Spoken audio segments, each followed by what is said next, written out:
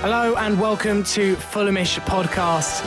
It's our second episode. I'm Sammy James. With me in the studio this evening, I've got Farrell Monk, Ben Jarman and Alex Irons. Cheers for joining me, gentlemen. You're welcome. Good evening. An array of facial hair. I mean, over here we've got kind of Ben and Farrell with the smart casual, me with the kind of whiskers on my chin, and then Alex Irons. You've got to be the hairiest Fulham fan around. Have you ever been to the cottage and seen anyone hairier? No, I haven't actually. I think we should do a competition on who's the hairiest Fulham fan. I think I'd come in very high up there. Can we keep our clothes on though this time? Yeah. I meant face only, not anywhere else. I've seen that chest, Farrell. No one else wants to see it. Let's take a picture of you and put you on the Twitter. And we'll just find there in the hope that we meet a hairier Fulham fan. And maybe one day soon we can have like a hair off or something. Sounds good.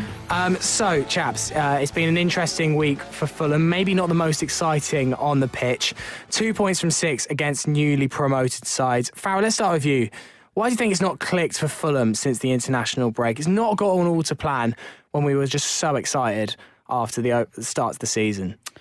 I'd love to have answers today, but it's kind of bizarre. Like, you know, from people have now sort of like looked back at games like Blackburn and gone, well, actually, were we actually really lucky to get those points?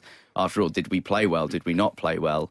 And then we look at the games against Burton and Wigan, and you can't necessarily say that we, you know, deserved to win both those games, really. Obviously, Burton came with a game plan which was to be as boring and as possible. Well done to Burton. And, you know, they did come with a game plan and it worked for them. For us, we didn't seem to turn up with a game plan from the guy sitting on the sidelines, that it wasn't that obvious. We came with a standard sort of starting 11, like there was no real surprises there, but I'd speak for the rest of the panel here. Agree. And, you know, they were just a hard to break down. And then the sort of, we went to plan B, which was throw Matt Smith on, and that worked horribly, absolutely horribly. Like, we just did not know how to play long ball football at all whatsoever. There was aimless balls thumped up from the back to Matt Smith, and there was no one around him for like 20 yards. It was painful to watch, certainly from my perspective. I don't know. I think the international break sort of offers a turning point in the season for a lot of teams, because they have the opening 2, 3, 4 games and they either get into a rut where they don't play very well, like Wigan did, and they come back after the international break, and maybe not a lot of their players have been out on international duty and they've had a time to work on the training field. And Wigan did look much fitter than they did before that international break, whereas Fulham have sort of come back and we haven't really increased any level. I think Wigan definitely looked to get us on the counter, and it's the same with Burton. They were very, very good on the organisational side of things. They looked like they were very fit, whereas Fulham looked, after sort of 60 minutes, looked quite lethargic, especially going forward. It's quite interesting you point out about the fitness element. That one thing that did spring to mind was our attacking players, Aluko and Cabano, who came on. After an hour, like you said, they did look very tired, and we were we became easy to play against on the counter attack. Yeah. I think one thing you notice about us, like you said, as soon as 60 minutes hits the clock, you got the likes of Parker sitting in there in defensive mid, where even after 25 minutes he looks quite immobile. It's quite easy to pass through our central midfield, and that's where we start to ship goals. I mean, Burton scored, was it 9 minutes after half time? I think that sort of, there's a correlation there between our fitness levels and the other team's fitness levels, especially after this international break, where it's showing more than it did before. It's interesting that the fitness is a problem, because I did think, and I thought this under McGath as well, and that we all know how that ended up, that fitness wouldn't be a problem this season, because we had so much, especially the official site kept ramming it down our throats, that how organised like Slavisha had got us. Scoring goals seems to be the problem. Do you think it's the kind of sides that we're coming up against? Do you think we're struggling against the kind of teams in the league that are parking the bus? Because even Blackburn, I know we got the 3 points in the end, but we struggled against them. It's these teams that are at the lower echelons of the Championship. Do you reckon, weirdly, perversely, when we come up against the stronger sides that will attack us a bit more, that we may actually tend to play better because we are also set up to play on the counter-attack? Possibly, because you look at how we played against Newcastle and we were probably the dominant side. So we're going to look at teams that are kind of higher up on the table, like the Brighton, Newcastle again, and kind of they play more of the attacking style that we've been playing under Slavisa. When you're playing up against the sides of like Wigan and Blackburn, again, they are going to park the bus. They're not going to look to attack because they know they'll be opened up easier. So maybe if we could find a way to kind of break down those teams, maybe play a bit more defensive on ourselves and try and worm our way around the defence instead of running straight at it. This sounds all very familiar from the last 2 seasons. Am I right?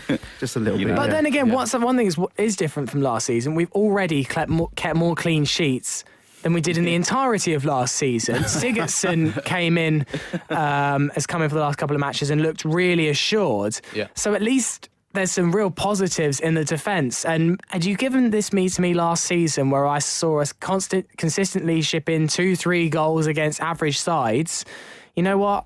Maybe some boring 0-0 draws where we're struggling to break down the opposition is a welcome treat, weirdly. I prefer that to then losing 3-4-0 for no reason, like we were season last and the season before. I mean, I know we haven't got him anymore, but thanks to Ross McCormack, if he wasn't there scoring those goals for us, we'd probably be playing in League Two by now. Do you think it would be? Do you think it would have been better if Ross McCormack was still there? Yes, now definitely. Do you really? Because I actually think no. yeah, I'm fully in that I camp. think we sold that money, we invested it well. We've got a better, more rounded squad now than we ever did. I actually think one of our problems scoring goals, actually, as left field as this could sound, it comes from the defence. Because as soon as Maddle has come out of there, we've lost that centre-half that can play the ball out into the channel, into a Cabano, into a Aite, Joseved, anyone like that. We've lost that kind of ball-playing centre defender, whereas Sigurdsson sort of offers the brawn and that sort of thing. And him and Callas are quite similar in the fact that they're not that ball-playing, clever centre-back that Maddle is. Although the best wing play I saw on Tuesday was Callas's run down the wing at 75 minutes. I don't know if you guys remember that. Took it around a couple of players, played a great ball into the box, and unfortunately it was Played defended. right back for Borough last season. Well, Callas said interestingly in the media this week, he thinks that Fulham's side is as strong as the Borough side that went up. Now, I don't know if that's just PR, like say some good stuff about the club we need, but that's an interesting thing to know because, well, Borough are not doing too badly in the Premier League last season. Do you agree with that, or do you take it with a pinch of salt?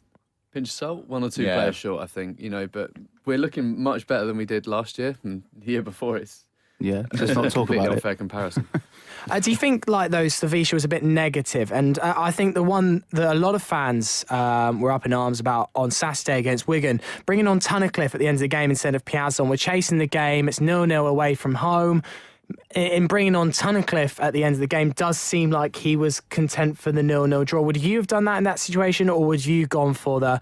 I mean, obviously, it's easy to say in hindsight, but I'd have loved to seen Piazon get more of a chance, and also he'd be the first Brazilian to play for Fulham, which I'm just still waiting to happen. But If it's up to me, if you're looking to win, you want an attacking looking player, and he's just there. He doesn't particularly offer anything, whether he's on or off the bench or on the field. I think if you look at Borough, though, I think arguably Tunnicliffe was our best player there. He's quite a strong and quite an incisive runner. If we're looking to have maybe McDonald or Parker or someone similar sitting, then you can have Tunnicliffe or someone like Josebed maybe roaming a bit more. And I think that's probably why he brought Tunnicliffe on for last 10 minutes, let him run at people. And I've got on my notes here that in the 86th minute he made a pretty good chance for Matt Smith. That was lovely play actually. That interlinking, exactly. That was perfect play, and that's what he offers us, in my opinion. In the first 3 months of last season, he was probably our best player, wasn't he? I totally agree. I agree with that. Yeah, I don't know what quite despite happened. Jamie O'Hara getting all the bloody man of the match. I think Jamie O'Hara and all his family were voting, weren't they? Yeah, the extended family anywhere in the world just please vote for me man of the match. How many wives has he got? Yeah, well, probably enough to skew a vote on the official website anyway. So we're looking ahead now to Bristol City. 2 matches against Bristol City in 2 weeks. I assume it's going to be a very different lineup for both of them, would you think? He seems to have gone for the youth in the Cup. They've definitely made a lot. Well, both. I look back at not just Fulham's lineup from the first two rounds, and they were massively different. Considering we played a Premier League team, you would think that we'd play a bit more of our bigger players. But no, we certainly made loads of changes. I think it was 9 changes from the previous league fixture, and it was exactly the same as Bristol City as well. So the difference might be that both teams sniff a chance of progressing to the next round. But I don't think we would sort of shed a tear if we got knocked out really at this stage, would we? Kind of like a shootout, isn't it? Which manager's going to blink first, you know? But I think a lot of our senior players may get rested here. We may see. I think Sessegnon may get rested just because you don't want to burn out a 16-year-old that quickly. But it'd be nice to see, sort of Kenny having a go in the middle, which is something we haven't really seen so far this season. Yeah, that's an interesting point about Kearney in the middle. He's mostly been outright. Hosabed had a go at number 10 on Saturday. Who would you rather see in that kind of all-important number 10 central role? Would it be Kearney for you, or is it Aluko, or is it Hosabed? What do you think? I think for me, you have to put Kearney in there. Is a natural number 10. Is probably the most creative player we've got within our ranks, and I think it's quite rightly reflected with his captaincy. But then you would shift Aluko out to the wing. Surely with his pace, it would make sense to put him out there. I think when Aite returns, we should look to possibly shift Kearney in one and put Aite there, or maybe play someone else in a wider position. May help with the goals as well. Absolutely agree with Kenny being in the middle. It's a case of when Zoltan Gira first came and he was playing out on the wing, and he was pretty ineffective. And then in the centre, it's like Messi. I think that's basically Kenny out on the wide. He's definitely not as effective. In the middle, he gets involved so much more. Yeah, and I think that's one thing we need to use when we have those teams that park the bus and that sort of thing, is if we don't really need to worry about having 2 holders there in the form of Parker and McDonald. Let one of the holders and a centre back do the work, and then put Kenny in at a deeper role and let him try and unlock the defence, or maybe push him central and put on Hosabed, who's capable of playing all the way across the midfield. Maybe try something like that. I noticed at the Burton game that when they were massively sitting back with like 25 minutes to go, that Parker was almost playing as a number 10. And I can't remember who was actually the defensive midfielder, but I might have put them. I think it should have been the other way around. Yeah. The interesting thing, though, that you mentioned Ryan Sessegnon, 16 years old. He's now got 2 goals, which is as many as Derby County, which I love. I saw a tweet on that this week. It was very funny. The guy found that. First player born after 2000 to score a professional goal. I don't know about you guys, but that is making me feel insanely old that someone born after the millennium is now our saviour and saving us points. But how long do you think we can keep this kid? I mean, he's already, the transfer rumours are sniffing around. Do you think it's just like websites getting a bit opportunistic, seeing a young player and linking him? Or do you think there is genuine interest from bigger clubs? Probably a bit of both, as there is every season. To be fair, I'm surprised we've kept hold of him for this long already, knowing what some Premier League clubs are like and what transfer rumours are like. But maybe next summer or the season after, clubs might start sniffing around. If he has a very good season, he might be gone by January. Like, I reckon that if he's gonna do pretty well. And I mean, like a Chris Smalling situation. Yeah, like the Man United will snap him up, or another club will snap him up, and he'll stay until the end of that year and then leave in the summer. Hopefully that doesn't happen, and we can keep him for a few more years. It is hard, though, for a club of our stature. And now we are very much a championship club. We're no longer a recently relegated Premier League club. I'd fully say we're now a championship club. It's hard for a club of our size to turn down, 7 figures for someone that is 16 years old and certainly is not he's certainly doing his best to become a first choice left back, but he isn't the first choice left back. So it's interesting to see what will happen in the future with him. But I guess we just got to enjoy him for the here and now while he is a Fulham player. Absolutely. And you hope the board have taken the lesson of, Patrick Roberts and those kind of guys to hold on to our younger players where possible. I think the most complicated thing here is, would I be right in assuming he's still on a schoolboy contract? Do we now sign him up to a full professional contract? I actually am not 100% sure on the rules. You mean primary school? He's just learned his times table.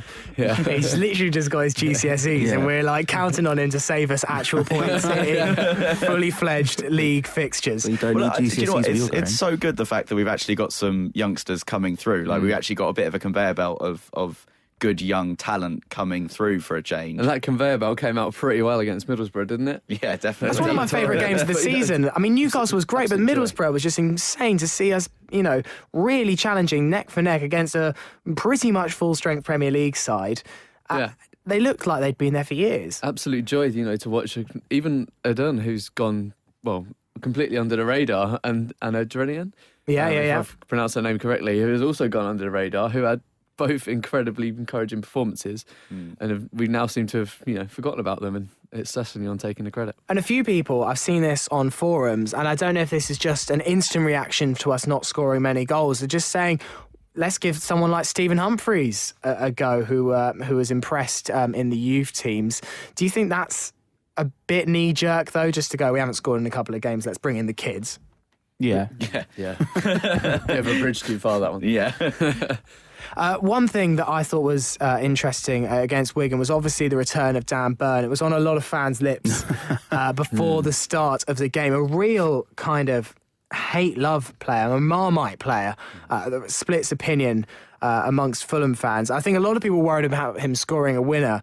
It was almost fate a little bit for him to keep a clean sheet against us. Do you agree? Just a little bit. It was slightly annoying. To be fair, I was a fan of Dan Burn when we had him. I thought he was probably one of our best defenders last season. It's a shame that he isn't with us anymore. I think he was pretty much a brick wall back there. And although we're not probably missing him as much now with Callas and Maddle at the back, I mean, it would have been nice to kind of have him still there, because he was a peripheral part of the club a couple of years ago, and it's just a shame that he's not there anymore. It just feels like he was liked by so many fans just purely because he was the first ever big thing we had to come out of our academy, or he was labelled huge. He was about 6'6". Brilliant. But I think that's why he was loved so many, because he was seen as one of our own, and we turfed him out, so that's probably why. I just never forget that game against United, where just cross after cross after cross after cross. I don't know if I'm bang on with this, but I feel like it was a Premier League record for crosses into the box. 82 crosses. Was that the 2-2 draw? Yeah, and he headed just every single one of them. To be fair to them, they were terrible crosses. I think it might be Ashley Young just belting them straight into him.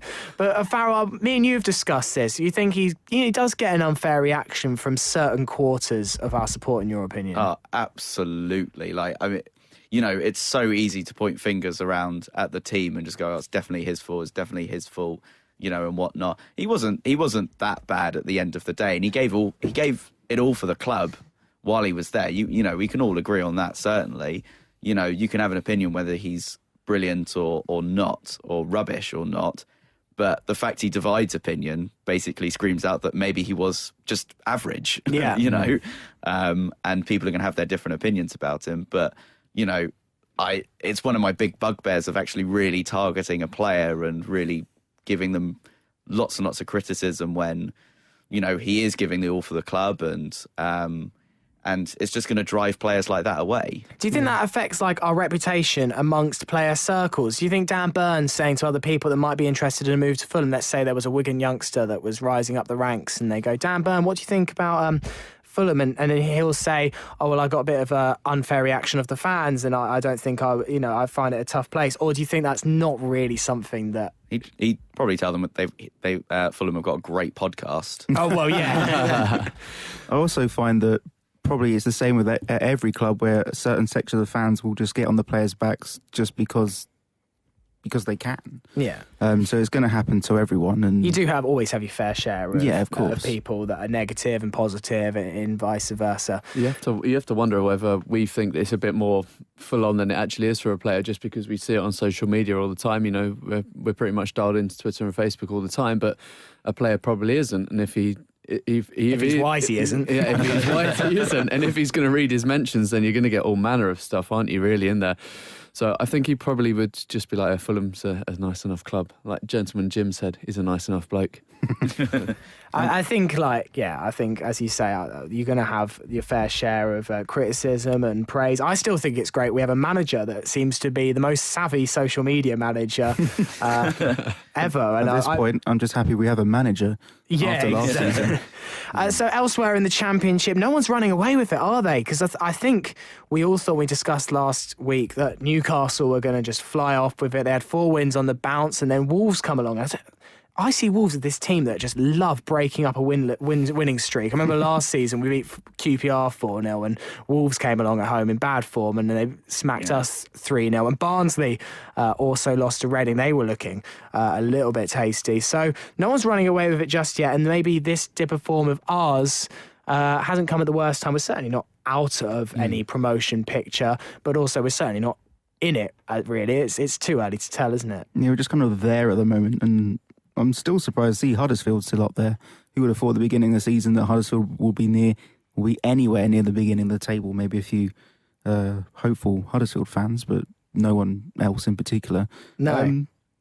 I think we should be okay this season. I mean, with no one running away with it, it's going to be interesting. I think it's going to be the closest championship there's probably ever been. So it'll be interesting to see what does happen. I mean, again, with Newcastle, they're going to be strong, but they're not going to be the best. I think they've certainly proved they're not infallible, like, pundits were assuming at the beginning of the season they would just walk away with it. They're clearly capable of the odd strange loss. They've already lost 3 games. That's 2 more than we've lost. I think that's 3 more than we were expecting of them, weren't we? Yeah, exactly. A lot of people seem to be under the impression that Newcastle could perhaps win the league even without Rafa Benitez, just purely because of the squad they got. And I think that is quite an outlandish statement to make, but the quality is there in their squad, and ultimately they may probably... they probably will, but I don't think it's going to be the walkover that everyone expects. League, I think they'd be lucky to win it. I think if they do go up, it might be through the playoffs. I don't think there's going to be a team again that gets over 100 points like they did anymore, because it's just such a tight, competitive, difficult league. Yeah, and the spread of money now as well means that every single club up the top end of this Championship league is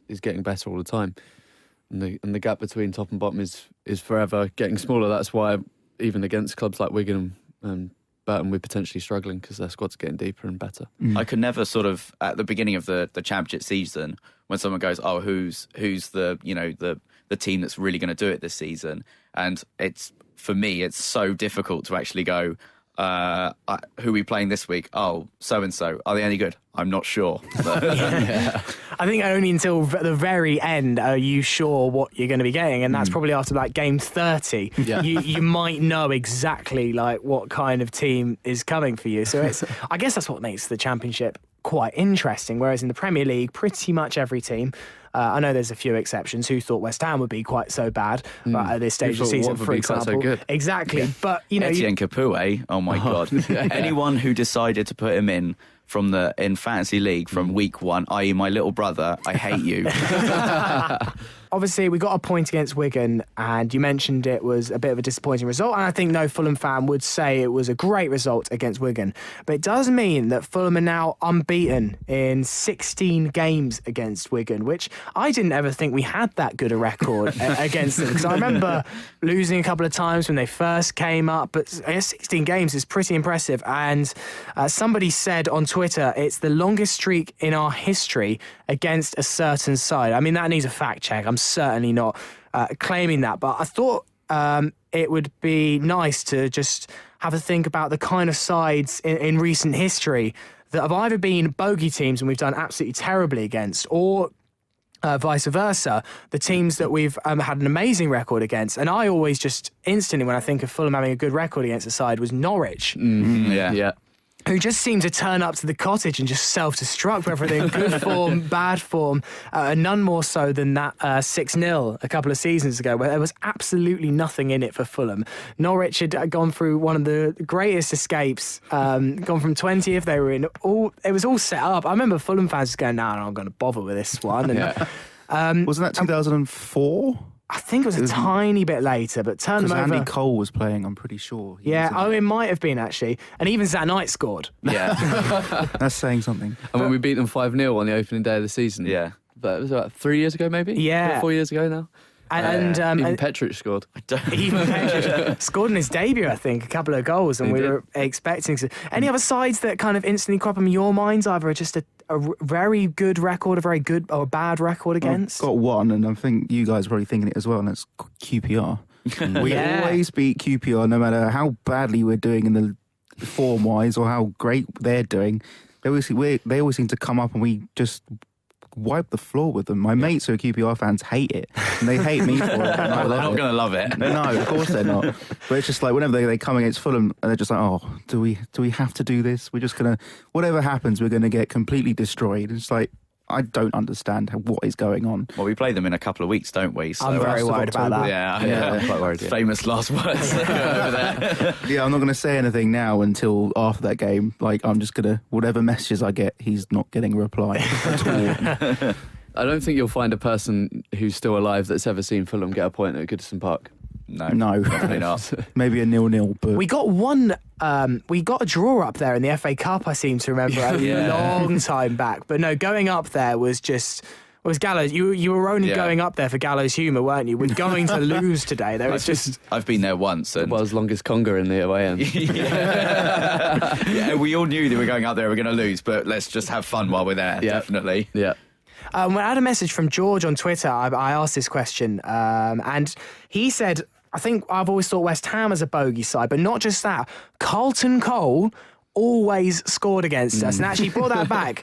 I mean, one of the most pony players to ever live out a living from the Premier League. It's definitely Fulhamish that stuff like that happens. Yeah, exactly. Like, I remember a couple of seasons ago when under Yol and Joe Cole made his return, and he was so fat, and yet he still scored. Yeah. Well, I remember Carlton Cole ruining a Christmas a few years ago when they West Ham beat us when we had Mark Hughes as manager. Beat us on Boxing Day, quite convincingly as well, and he looked literally unstoppable that day. I think it might have been Downing. He hadn't scored in about, I don't know, 18 months or something when he was playing for Liverpool, and he just scores when they beat us, I think it was 4-1 a couple of years ago. Jamie Carragher scored a good goal against us, not just a tap-in, an actual sort of like thunderbolt. If there's ever a streak you need ending, and you see Fulham on the fixture list, you think that's it. I might get my Sunday League team to play against them. When we played Blackburn last season, Danny Graham hadn't scored in 33 games and then scored against us, didn't he? Yeah, he did. Was it 2 or was it just 1, I think? I think it was just 1, but then he went on a little bit of a run after that. We kick-started something for Danny Graham, rejuvenated his career. It's just like... We don't have bogey teams, we have bogey players. Yeah, exactly. I mean, Carlton Cole's in the 3rd division in America now. Look what we've done for him.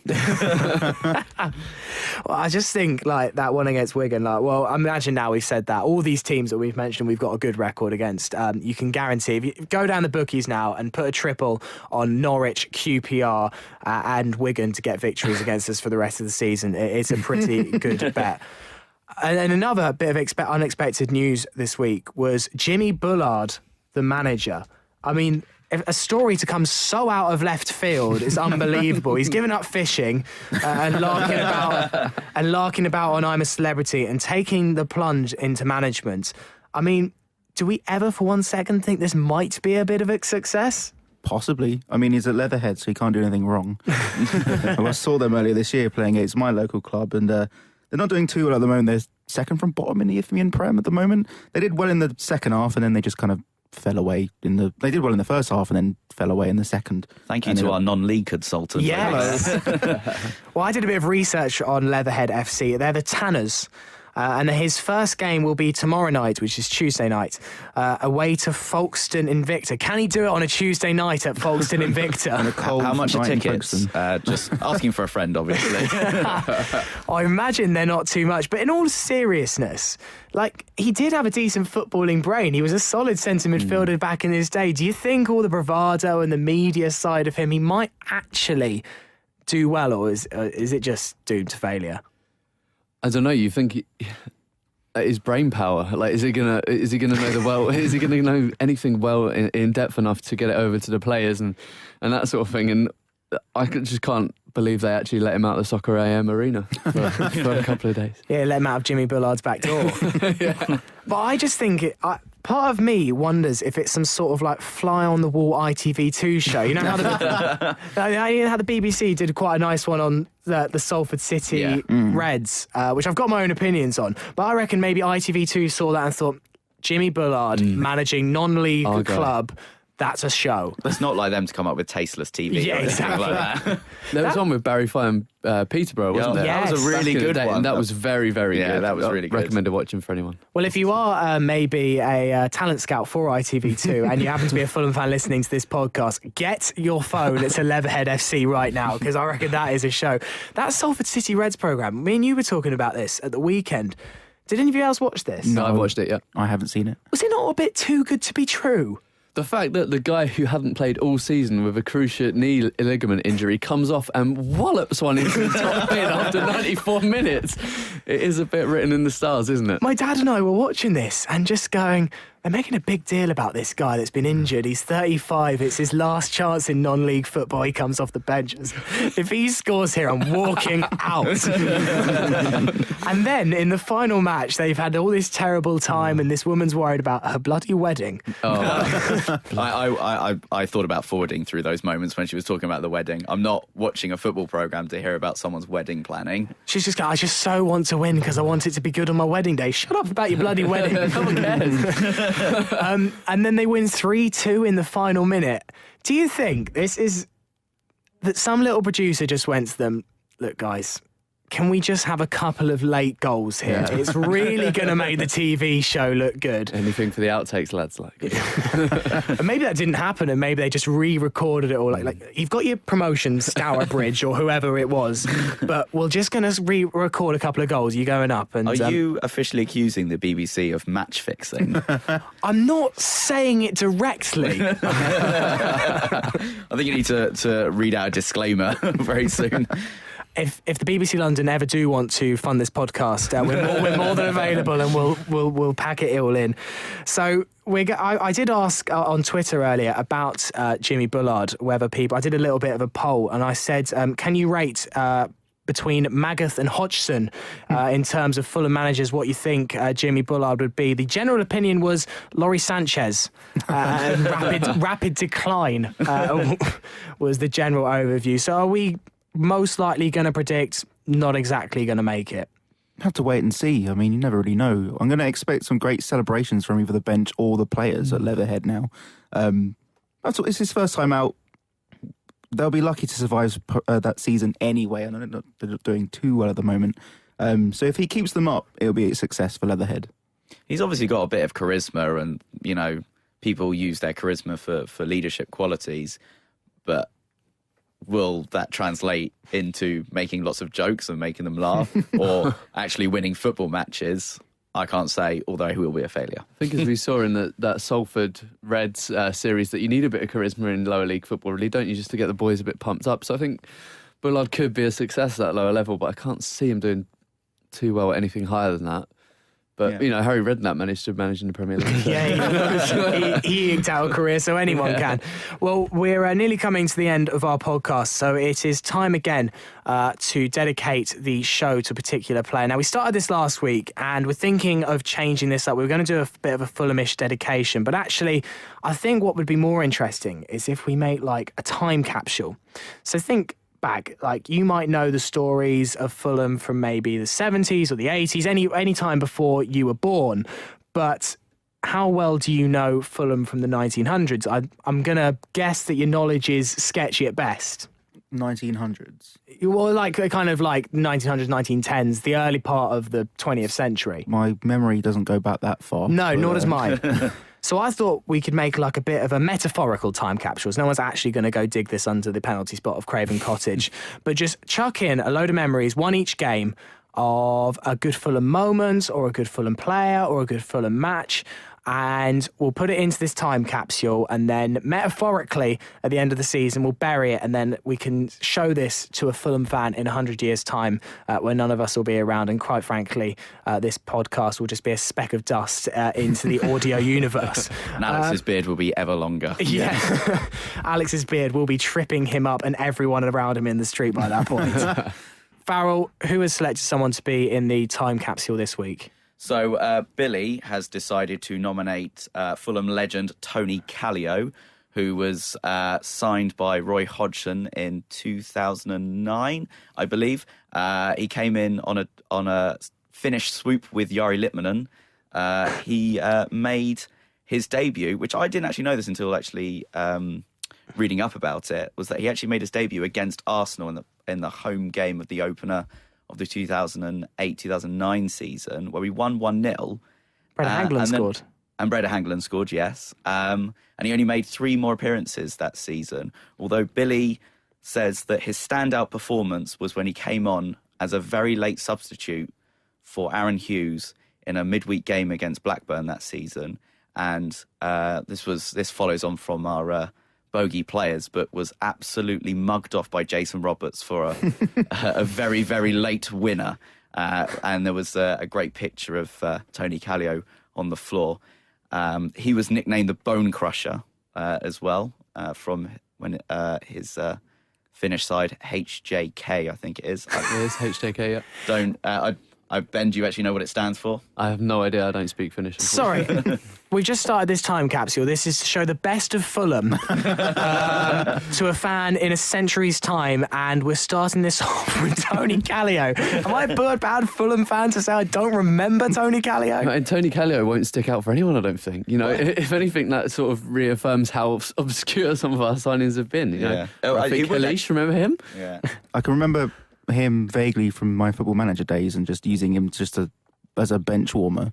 But apart from that, I don't remember him playing or anything else. Well, he certainly stick out because he was about 10 foot tall as well. Same as Dan Burn. What debut to make what game to make your debut in? Arsenal at home. I remember that game. We were very impressive that day. Did he start? Yeah. I can't believe it. He actually started the game. Goodness me. Well, I mean, I think alone for being nicknamed the Bone Crusher, as much as I joke, I think he's a very worthy candidate to be the first player in our time capsule. So thank you very much, Billy. Well done, Tony. Well, yeah, exactly. I bet that is a plaudit that Tony was never expecting. Should we get him on the podcast? Yeah. I don't think he'd fit through the door.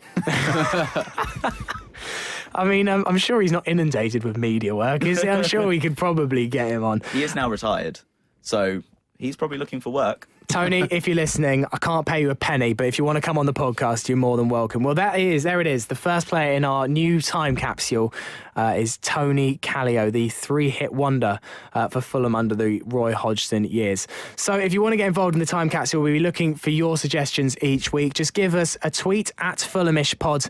You can also give us an email, fulhamishpod@gmail.com. Gents, it's been really fun chatting to you about the last couple of games. Hopefully next week we may have a couple of victories to chat about other than the frankly no victories since this podcast has started. I don't think anyone's drawing parallels, but it's certainly getting a little bit concerning if this winless streak goes any longer. So thank you for being involved this evening. Thanks for coming. Thank you.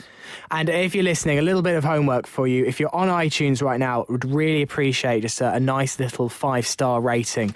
I don't want to sound like an Uber driver, but if you are listening, a nice review saying if you've enjoyed the podcast, or quite frankly, if you haven't enjoyed the podcast, any review would be much welcome. But yes, certainly the 5 stars. If you're in two minds as to what to give, 5 stars. 5 stars. Thank you for listening.